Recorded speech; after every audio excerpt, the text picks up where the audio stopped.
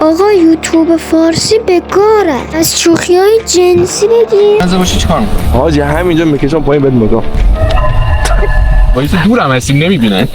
در زشته، اینجا خانواده نشسته داره میبینه. حالا اوکی میگیم فقط همینه، شما اینو نگاه. حالا تازه اون بخش آقایونشه، در بخش خانوماش هم بریم. آقا زشته. حالا من هرچی بیام توضیح بدم آقا یوتیوب به گاه رفت، این یوتیوبرها اینجوشن شما درک نمیکنه، پس خودتون رو به جای من بذارید. من میام تو یوتیوب که حوصله‌ام سر نره، بعدش یهو این ویدیو رو میزنم میبینم و همچین چیزی میبینم.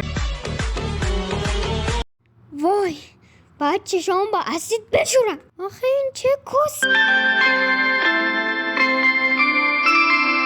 لطفا منو استاپ کنین، خیلی خوبه، به من خیلی انرژی میده. از شما وقتی نمیگیره ولی به من خیلی انرژی میده. بریم سراغ ویدیو. اوکی ما میگه فقط مهدی جان سیاه‌پوست با همون کولگرمه از این شوخی ها میکنن، ولی شما اینو نگاه کن آخه. سوسیس دیگه جدی؟ آره واقعا سوسیس آره. خون درنامو بدم بده.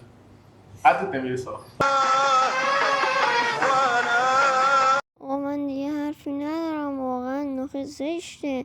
یکی مثلا این واسه خانواده‌اش گذاشته باشه و شما همچین چیزی بگی، یارو میرینه به خودش.